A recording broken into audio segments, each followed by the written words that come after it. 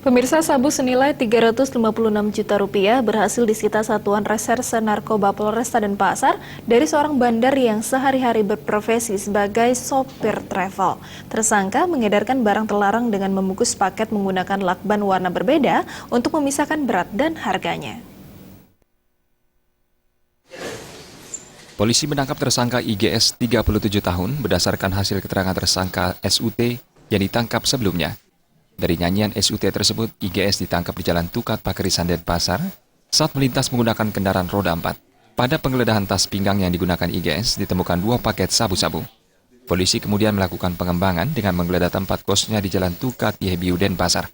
Pada kamar kosnya, polisi menemukan 1 paket sabu di lantai kamar dan 10 paket besar sabu dalam wastafel dapur.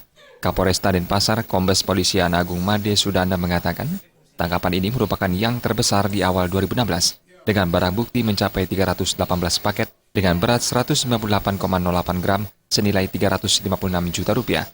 Sementara IGS sendiri merupakan jaringan lintas Jawa Bali dengan tempat peredaran di Singaraja, Badung, Denpasar, dan Tabanan.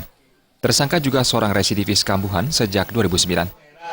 Pertama kita nangkap diplomisol ini ya atas nama Sud ini.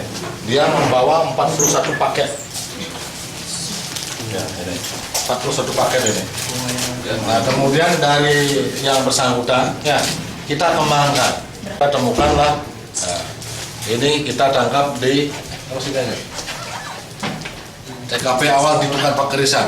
Ya, Tukat Pakerisan kita dapat 1 di sakunya, kemudian di tempat kosnya kita dapat 308 paket yang sudah dikemas seperti ini. Tersangka mengaku mendapatkan barang terlarang melalui sistem tempel dengan melakukan kontak telepon seorang napi di lapas Kerobokan. Namun untuk kebenarannya, polisi masih menyelidiki keterlibatan seorang napi tersebut. Terus ngambilnya di dalam atau di luar? Di luar. Cara komunikasinya gimana? Cara ngasih tahu yang ngambil gimana gitu? Pakai apa? Telepon atau gimana?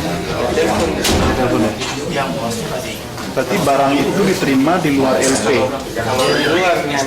Nempel di luar LP gitu ya. Cuma disuruhnya dari dalam